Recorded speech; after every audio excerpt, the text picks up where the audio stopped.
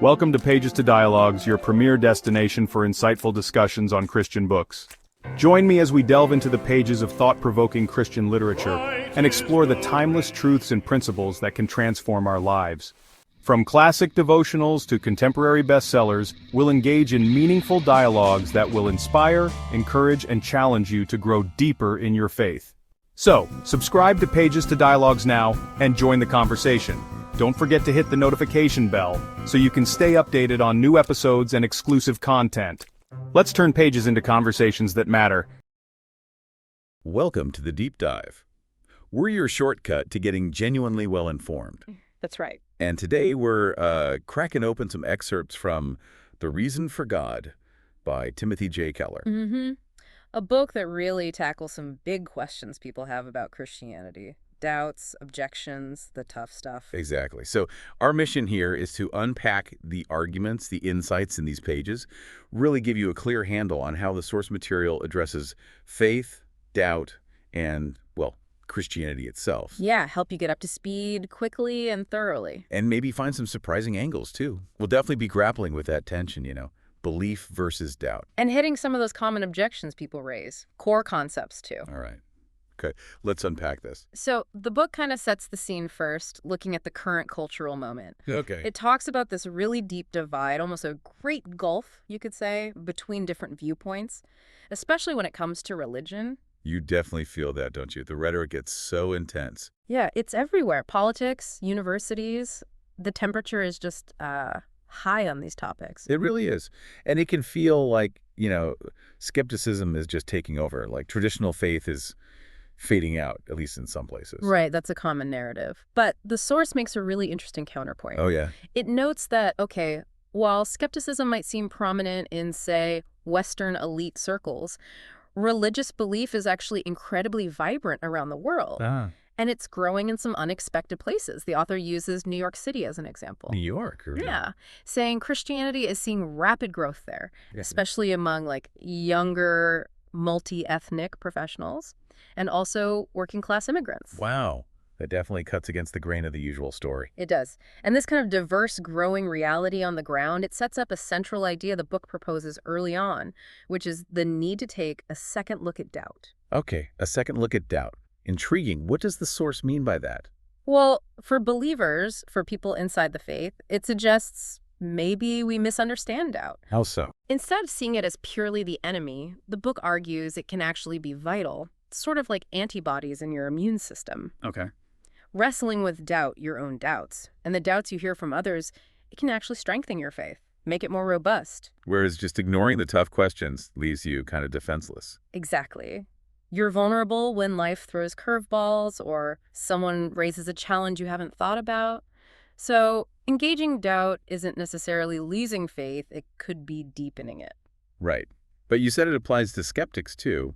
How does a skeptic take a second look at doubt? Now this is where it gets really interesting, I think. The source proposes that all doubts actually contain hidden faith positions. Hidden faith in doubt. Yeah. The idea is you don't just doubt belief A in a vacuum. You doubt it because you hold, maybe without realizing it, some kind of commitment to an alternative belief, belief B. Okay, give me an example. Sure. The book uses the example of doubting Christianity's claim to be the one true religion. Right, that's a big one. Feels arrogant to some. Understandably. But saying there can't be just one true religion, that sounds like simple reason or open-mindedness, right? Yeah. But the source argues it's actually an act of faith itself. Faith in an unprovable belief about how truth or reality works. You can't empirically prove that no single religion holds unique truth. Huh. So the skeptic isn't standing on neutral ground, free of belief. Yeah. They're standing on a different set of beliefs. That's the provocative idea. Every doubt is based on some underlying leap of faith. Wow. And if we can recognize that our own doubts, whatever they are, have roots in certain faith assumptions, just like belief does well, maybe that can lead to more honest, more respectful conversations. It definitely changes the dynamic, doesn't it? It's not just belief versus non-belief, but maybe different faiths clashing. Exactly. Understanding those hidden assumptions on all sides is key. Okay. That's at a different stage. All right, let's shift gears. The book then dives into some core objections people raise against Christianity. One that comes up constantly, especially, like you said, in a diverse place like NYC, is that it's just too exclusive. Yeah, it's a very common, very understandable criticism today. Claiming unique truth, well, it can sound arrogant, narrow-minded. For sure. The source actually recounts this anecdote, a panel discussion with religious leaders, a rabbi, an imam, a Christian pastor, Okay. and they were surprisingly blunt, apparently. They agreed they had significant, irreconcilable differences, especially about Jesus. They couldn't just paper over it and say, oh, we all basically believe the same thing. That really highlights the issue, doesn't it? These aren't small details. They're fundamental disagreements about reality. Right. And the source then kind of flips the script on the objection itself. Often, the objection rests on the idea that no single religion can possibly see the whole truth. Yeah, that sounds reasonable on the surface. But the book asks, how could anyone actually know that? How could you know that no religion sees the whole truth unless you, yourself, somehow possess a superior bird's-eye view of all spiritual reality? Okay. So the very statement, no one has the whole truth, seems to claim a kind of access to the whole truth that it denies everyone else. It's a bit of a self-referential problem, yeah. The source challenges that underlying assumption. Okay, that makes sense. But what about the idea that maybe truth itself isn't objective? That it's all just relative or culturally determined, or maybe just a power play? Right. This is kind of the next level of critique you often hear.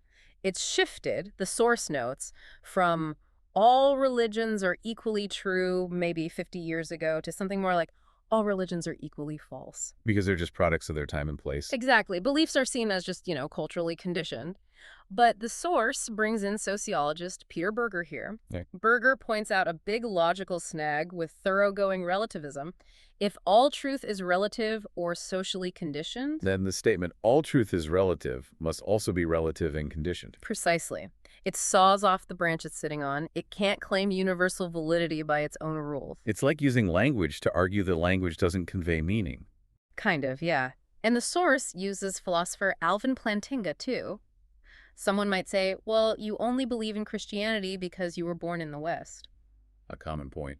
Plantinga agrees birthplace influences belief, of course, but he points out this applies to any belief system. If that skeptic or pluralist had been born somewhere else, they'd likely believe something different, too.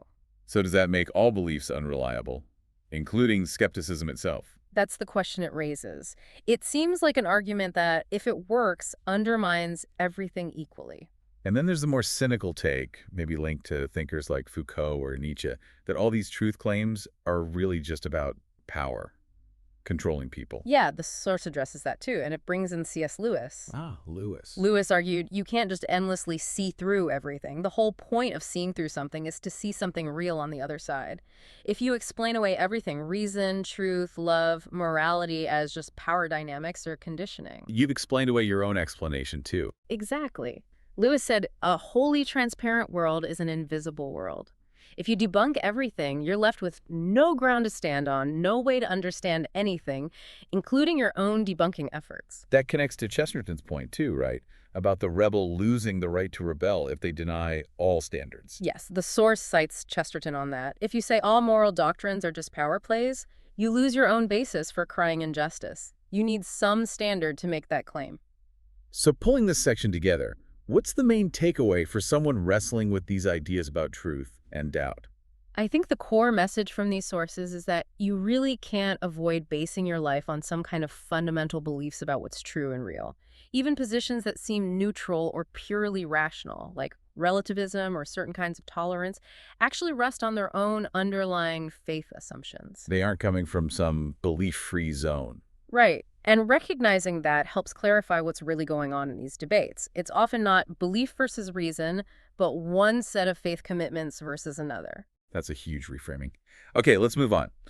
Another set of objections relates to Christianity's role in society and its impact on personal life.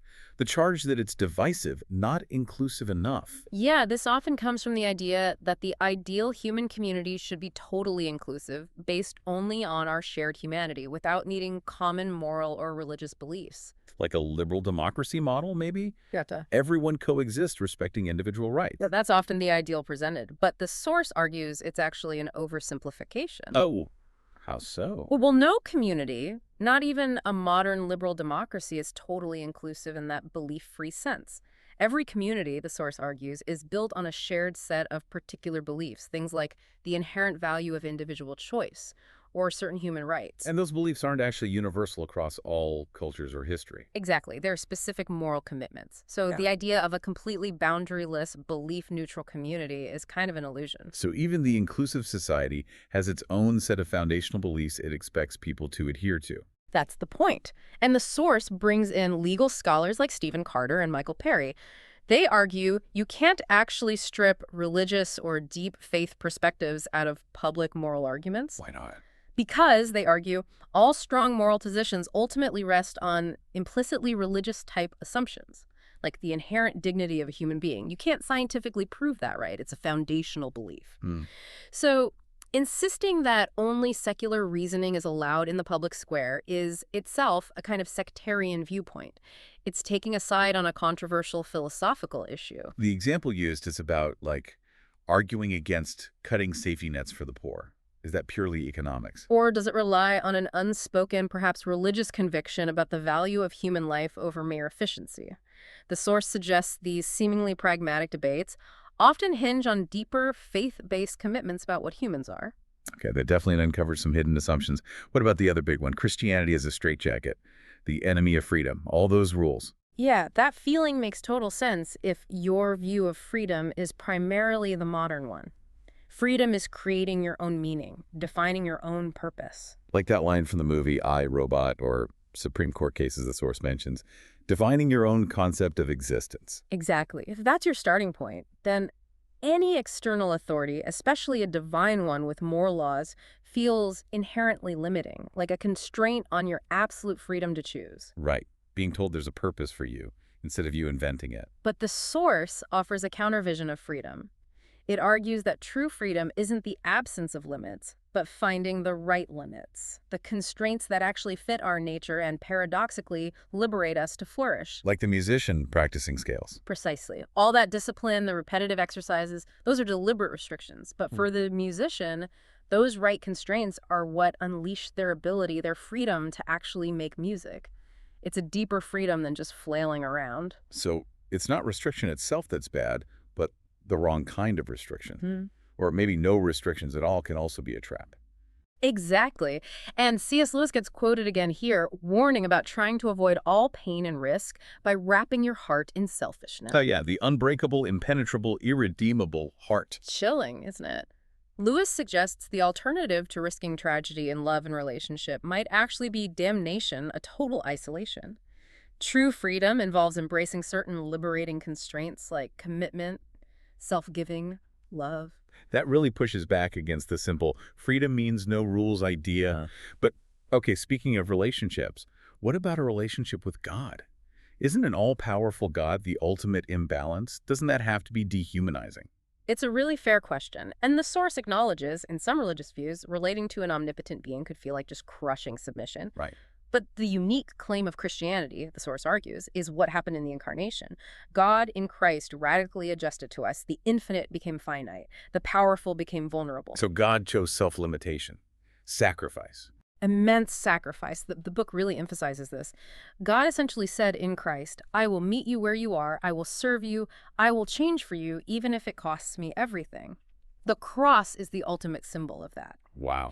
So this incredible, costly, self-giving love from God's side is meant to invite a similar response from us. It creates a relationship defined by mutual love and sacrifice, not just power and submission. That completely flips the script on how you might think about power in a divine relationship.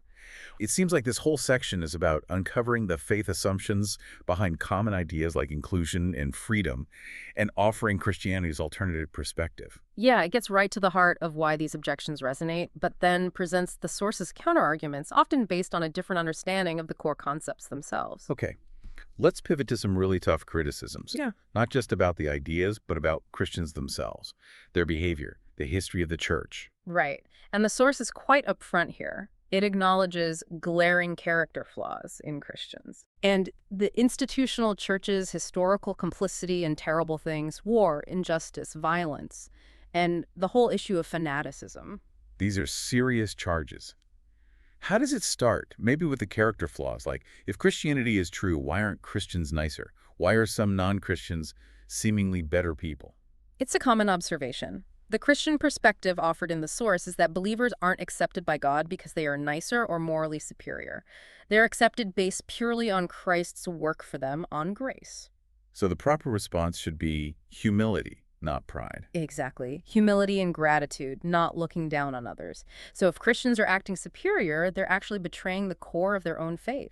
That highlights a big gap between the message and the reality sometimes. It does. And the source then tackles the really heavy historical stuff, the Inquisition, the slave trade, supporting oppressive regimes like the Nazis, undeniable, horrific failures. Yeah. How does the book even begin to address those? Well, it brings in sociologist Rodney Stark. Stark argues that, yes, Christians were deeply involved in the Atlantic slave trade, for example, but, he argues, Christians were also the first major group in history to conclude, based on their own theological principles, that slavery was profoundly wrong. Wait, the abolition movement came primarily from Christian conviction. Stark makes that case. Christians led the abolition movements, often at great personal and economic cost, precisely because their understanding of God and humanity demanded it. So the critique originated, in a sense, from within the Christian framework itself. That's the argument. Stark suggests this points to a kind of self-correcting apparatus within Christian standards. Even when believers fail miserably, the standards themselves call them back.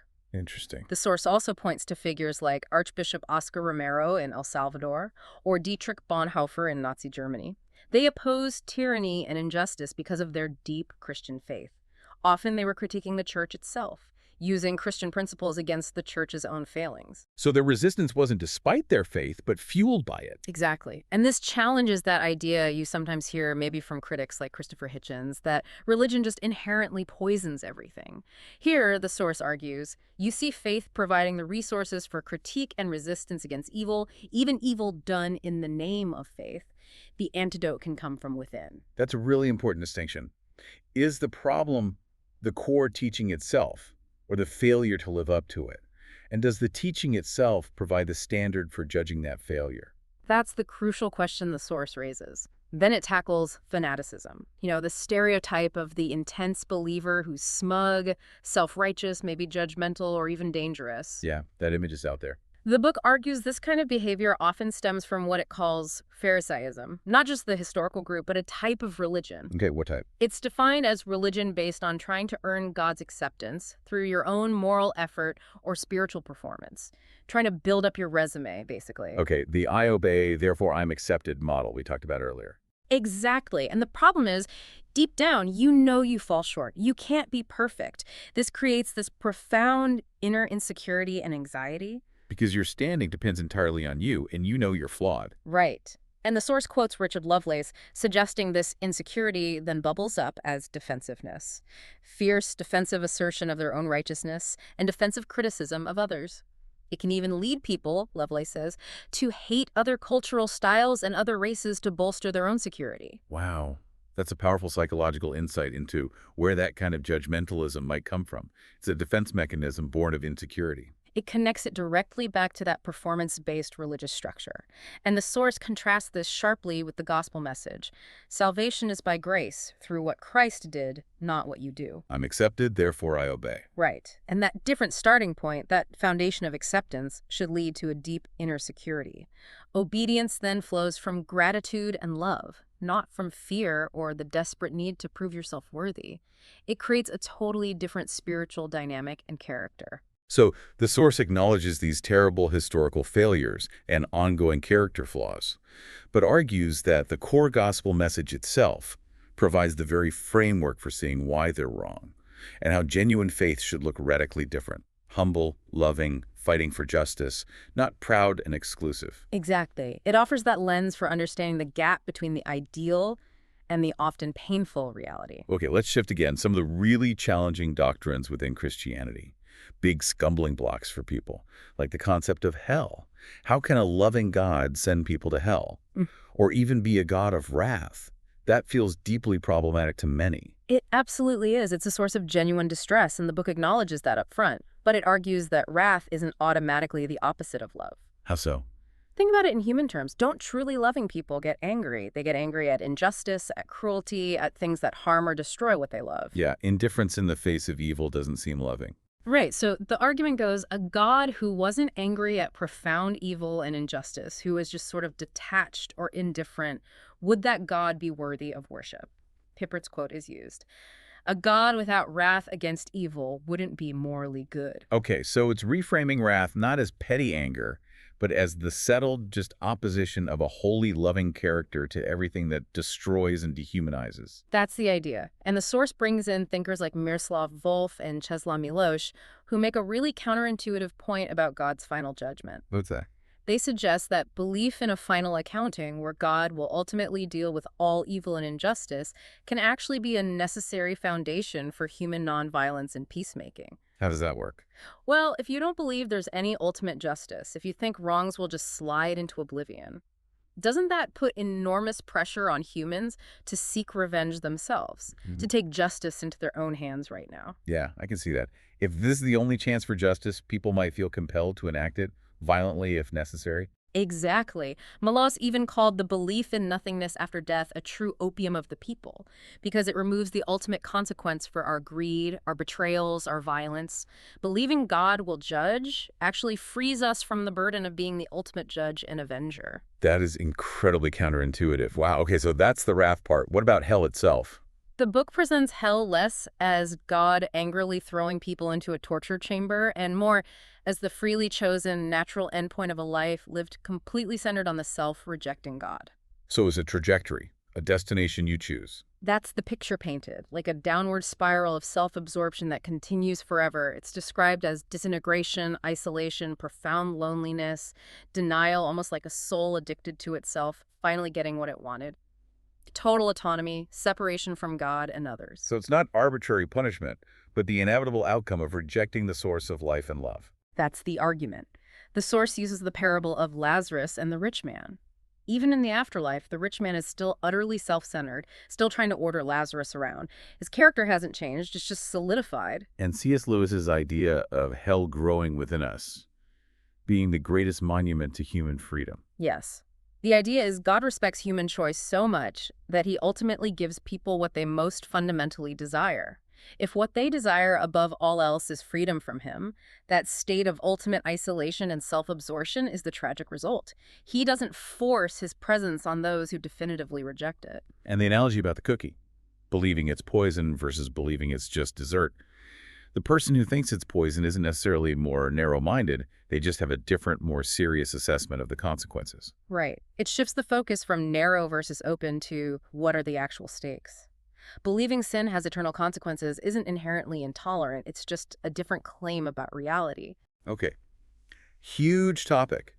What about science? That's another massive perceived conflict. Science has disproved Christianity. Miracles are impossible. Evolution explains everything. Yeah, the conflict model is very persistent. The source pushes back, arguing it's often overstated. On miracles, the key point made is about scientific method. Okay. Science, by its very nature, looks for natural causes. It has to assume regularity and predictability to work. That's its methodology. Right, that's how you do experiments. But that methodological assumption we will only consider natural causes is a necessary rule for doing science. It is not a scientific proof that supernatural causes are impossible. So science operates within the natural box because that's what its tools can measure, but that doesn't prove there's nothing outside the box. Exactly. There's no scientific experiment you can run to prove no supernatural cause is possible. To claim science disproves miracles often involves smuggling in a philosophical assumption, naturalism, rather than relying purely on scientific findings. Gotcha. Okay, what about the evolution argument, sometimes called the clue killer? Yeah, this is a fascinating argument linked again to Alvin Plantinga. The idea is, if evolutionary naturalism is true, then our cognitive faculties, our reason, our ability to form beliefs evolved purely for survival and reproductive advantage, not necessarily for finding objective truth. Okay, survival value isn't the same as truth value. Right, so the argument goes, if our brains are just wired for survival, why should we trust them when they tell us complex, abstract things? Like, for instance, that evolutionary naturalism itself is true. Whoa. So if the theory is true, It undermines our confidence in the very reasoning process that led us to believe the theory. That's the potential clue killer problem Plantinga raises. If our minds are only reliable for helping us find food and mates, not truth, then our confidence in all our beliefs, including scientific or philosophical ones, takes a massive hit. It potentially undermines reason itself. That is a really profound challenge to a purely materialistic view of the mind. It is, and the source then flips this around, presenting it not just as a problem for naturalism, but as a final clue pointing towards God. Well, if God does exist and created us in his image, then it makes sense that our minds would be capable of grasping truth, not just ensuring survival. It fits. Okay. Furthermore, the source argues God's existence also makes better sense of other big features of reality. The fact that the universe seems to have had a beginning, Big Bang, the incredible fine-tuning of physics that allows life to exist, the very regularity and orderliness of nature that makes science possible in the first place. And our inner lives, too, like our sense of morality, beauty, love. Exactly. Our deep intuitions about objective good and evil, our experience of transcendent beauty, our capacity for self-sacrificial love, our longing for meaning. The author argues these are profoundly inexplicable if we are just accidental byproducts of random physical processes. Yet even staunch atheists live as if reason is reliable, love is real, justice matters, and beauty moves them. So the argument is that these things make more sense, are more coherent within a theistic framework. That's the suggestion. These aren't offered as mathematical proofs, but as clues. The claim is that the God hypothesis provides a better, more comprehensive explanation for the totality of the evidence, both the external universe and our internal human experience, than naturalism does. It's about overall explanatory power. Precisely. Okay, let's talk about the Bible itself. Another huge area of objection. People say you can't take it literally. It's full of contradictions. It's culturally backward on things like slavery or women. Absolutely. The source acknowledges these are real difficulties. It mentions an artist deeply troubled by passages like, "Slaves, obey your masters." The advice isn't to just dismiss these concerns, but to slow down and look at the text carefully from different angles before writing off the whole thing. Okay, so what angles does it suggest? Well, several. First, context is crucial. A passage might be misunderstood if we rip it out of its historical or cultural setting. That Ephesians text about slaves, for example, was addressing a specific first-century Roman household situation, very different from, say, 19th century American chattel slavery. Understanding the original context changes how you read it. So don't impose modern situations onto ancient texts without care. Right. Second, genre matters. The Bible isn't one book, it's a library. You don't read poetry the same way you read historical narrative or law or prophecy. Genesis 1 and 2, for instance, might be read differently than, say, the historical accounts in Kings. The source gives the example of Judges 4, a narrative, and Judges 5, a song about the same events, different genres, different ways of conveying truth. Don't assume everything must be read as flat, literal history. Like not expecting a psalm to be a science textbook. Exactly. Third, we need some cultural humility ourselves. Our current Western 21st century standards of what's progressive or enlightened aren't the final word. They aren't timeless or absolute. Ouch. Good point. Future generations will undoubtedly look back and judge our cultural blind spots and moral failings. So the source cautions against throwing out the Bible just because parts of it clash with our current, possibly temporary cultural viewpoints. That's a sobering thought. Our moment isn't the pinnacle of all wisdom. Fourth, prioritize. The book argues you shouldn't necessarily reject the central claims of Christianity, like Jesus' resurrection, just because you disagree with or struggle with other secondary teachings, maybe about gender roles or specific Old Testament laws. If Jesus really is who he claimed to be, the source suggests, then his view of the Bible's authority should be taken very seriously, even when it's challenging. So grapple with the tough parts within the framework of who Jesus is, rather than letting the tough parts cause you to dismiss him entirely. That's the approach recommended. And finally, there's a point about relationship. If you go through the Bible just cutting out everything that offends your modern sensibilities, you end up creating a God in your own image. A Stepford God, as the source puts it. A comfortable God who never challenges you. Right. But a real relationship with any person, and certainly with a God who is truly distinct from you, will inevitably involve struggle. It will involve encountering perspectives that might challenge, confuse, or even initially outrage you.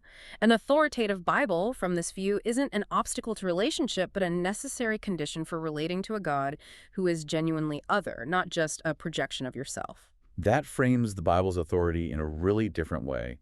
Not as oppressive rules, but as the necessary voice of the other in a real relationship. Okay, the source also briefly touches on the historical reliability of the Gospels, especially the resurrection. What's the core argument there? It pushes back hard against the idea that these are just late developing legends. Several points are made. First, the early dating. Paul's letters, which contain core resurrection claims and lists of witnesses, are dated very early, within 20-30 years of Jesus' death. While eyewitnesses were still around. Exactly. Paul even says, essentially, go ask them, mentioning over 500 witnesses to the resurrected Christ, most still alive. He's making public claims that could have been easily refuted if untrue. These weren't secret whispers. They were public pronouncements. That's bold. What else? The genre of the Gospels, scholars like Richard Bauckham argue they read like ancient biographies or historical accounts full of specific names, places, realistic details, not like myths or legends from that era. So they don't fit the pattern of fiction writing from the time? No.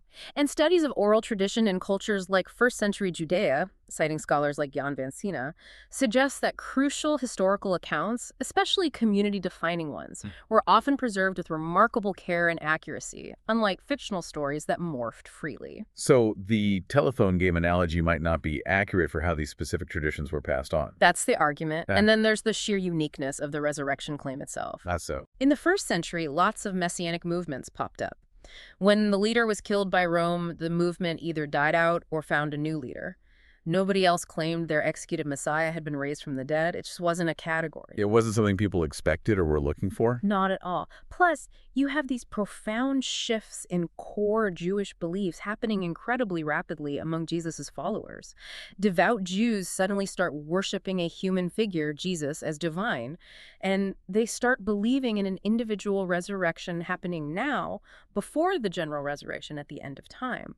These were massive, almost unthinkable shifts in their inherited worldview. What could possibly cause such radical changes so quickly? That's the question the source poses. Skeptics need to provide a plausible alternative explanation for the empty tomb claims, the eyewitness accounts, the rapid rise of the movement after its leader's execution, the worship of Jesus by Jews, these huge worldview shifts. It's a complex set of historical phenomena that needs explaining. The source suggests the resurrection itself provides the most coherent explanation for all these pieces. It presents the cumulative case as historically strong, arguing the resurrection is more plausible than alternative theories like mass hallucination or conspiracy. And how does this resurrection idea connect back to the deep problem of suffering we keep touching on? It's absolutely central. The source argues the resurrection speaks directly to that profound human ache, the longing that suffering, injustice, and death don't get the last word, that it's not all meaningless in the end. It's not just about personal survival after death? No, it's much bigger. It's presented as God's promise, not just to rescue individuals out of a broken world, but to ultimately restore and redeem this world itself. It's the down payment, the guarantee that all the brokenness, all the tears, all the injustice will eventually be put right. Like that Dostoevsky quote the source uses about all the suffering being healed and justified, making the final joy even greater. Exactly that sentiment. The resurrection means God isn't passive or distant. He has entered into suffering and conquered death, and he will bring about a final restoration where, as the book of Revelation puts it, he will wipe every tear from their eyes.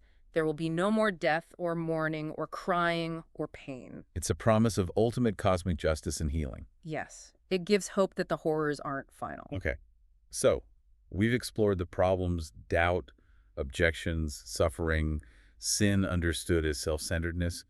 What is the solution presented in these sources? Yeah. And why Christianity specifically? The book draws a really fundamental distinction here between what it calls religion and gospel. We touched on this, but let's make it clear. Okay.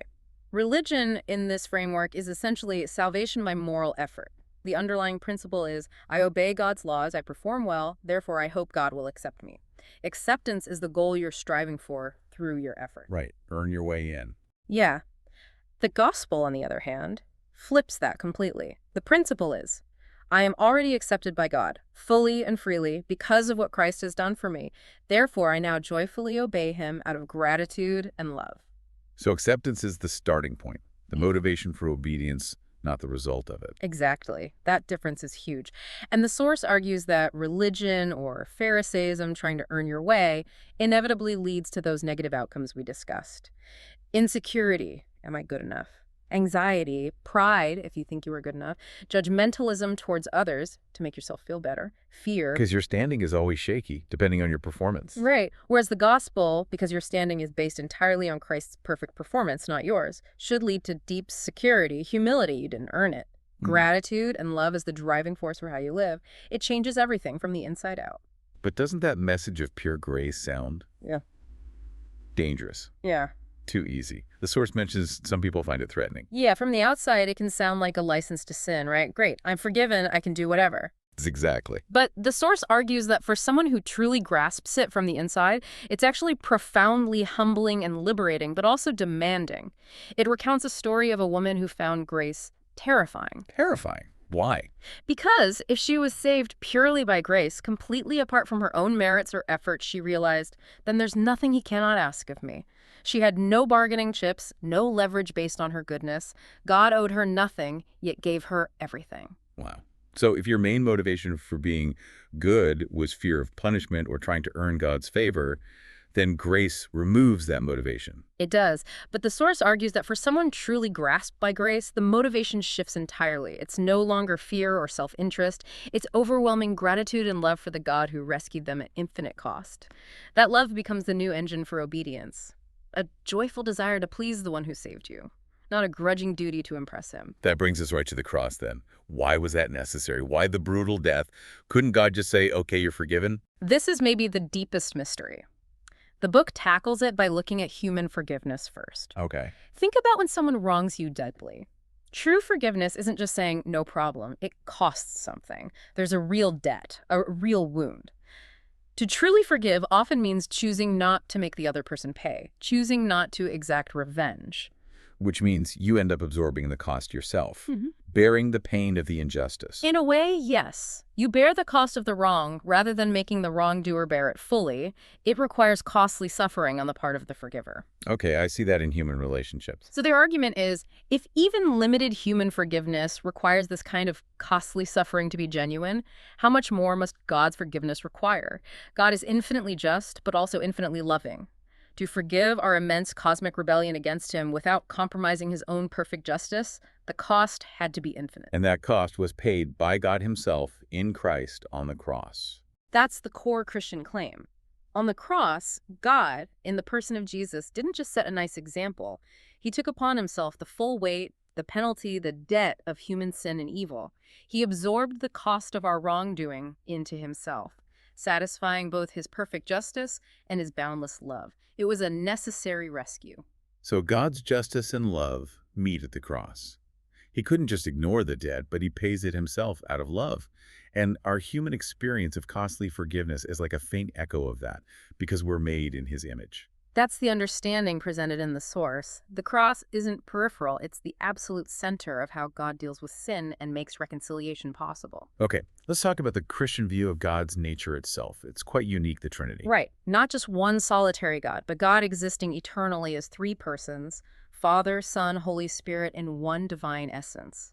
The source describes this as a dynamic relationship, a community of persons bound together in perfect, mutually self-giving love. It uses the image of the dams of God. Yeah, or the great fountain at the center of reality. The idea is stunning. That ultimate reality, the very ground of all being, isn't static power or impersonal force or just chaos. It's personal, it's relational, it's self-giving love. That's radically different from many other concepts of the divine, or from a purely materialistic view. Absolutely. It contrasts with impersonal ideas of the one or myths where creation comes from violence or conflict. The source quotes Chesterton again, saying that for Christianity, personality isn't an illusion to be overcome, but the purpose of God. So if the very fabric of reality is this community of self-giving love, what does that mean for us as humans? It means we were fundamentally made for that. We were designed to participate in that same kind of mutually self-giving love relationship with God and with each other. And trying to live centered on ourselves, our achievements, our desires, our self-preservation is therefore going against the grain of the universe. Exactly. It's like trying to swim upstream against the fundamental current of reality. It leads to frustration, isolation, disintegration. We lose the dance, as the source puts it. Trying to be the center when we're made to be part of a community. Precisely. And Jesus, in this picture, is presented as the last Adam, the perfect human who perfectly lived within this divine dance of love and obedience to the Father, even to the point of death on the cross. And through him, we're invited back into that dance, back into right relationship with God and others. That's the invitation. It's about re-entering that God-centered, mutually self-giving reality that we were created for. And this vision implies the Christian life isn't just about getting your personal sins forgiven so you can go to heaven when you die. No, the source really emphasizes it's much bigger than that. Individual forgiveness is foundational, absolutely. But the ultimate goal is joining God's rescue operation for the entire cosmos. Restoring the whole world. Yes, working in the power of the Spirit to bring glimpses of God's future kingdom into the present. That means working for justice, healing, reconciliation, beauty, community, bringing shalom, that deep Hebrew concept of wholeness and peace, to every area of life. So Christians are meant to be agents of restoration now. Yes. Revolutionaries, in a sense, working for truth and justice and healing in the present, fueled by the hope and certainty of God's final, perfect restoration of all things. It's not about escaping the world, but about participating in its renewal. Okay. We have covered an incredible amount of ground here. We've looked at the whole landscape of doubt and belief. Yeah, tackled those big objections: exclusivity, truth, the impact on society. Acknowledged the painful critiques of Christian behavior and history. Wrestled with some really tough doctrines: hell, science, the Bible's difficulties. And unpacked the core Christian story: sin, grace, the cross, the resurrection. And landed on this vision of God as Trinity, a community of love. The sources really seem to present belief and doubt not as simple opposites, but as these deeply intertwined parts of the human condition, don't they? They really do. And they constantly challenge you to examine your own assumptions, whether you're coming from a place of faith or skepticism. That idea that even doubt rests on faith is pretty powerful. It seems the book offers a framework, not necessarily easy answers to everything, but a way to engage with the complexities, the history, the difficult ideas within Christianity, suggesting the gospel message itself provides the resources for both critique and hope. Yeah, presenting the whole narrative as a compelling, coherent account of reality and our place in it, all centering on that costly, self-giving love shown on the cross and confirmed by the resurrection. And ultimately, it seems to invite you, the listener, to weigh the evidence, the clues, from the universe's fine-tuning to your own deepest longings for justice and beauty, and consider if this story makes the most sense of it all. It's definitely a call to examine the foundations of whatever you believe. So as you reflect on all this, maybe consider this final thought. If the source material is right, if ultimate reality, the very ground of all that is fundamentally this dynamic community of mutually self-giving love, this dance, what might that profound idea mean for how you understand your own life, your own purpose, and what constitutes true freedom? Thank you for tuning in to this episode of Pages to Dialogues. We hope you enjoyed our discussion and found valuable insights to apply to your life. If you did, please consider subscribing to our YouTube channel, Pages to Dialogues, for more thought-provoking dialogues on Christian books.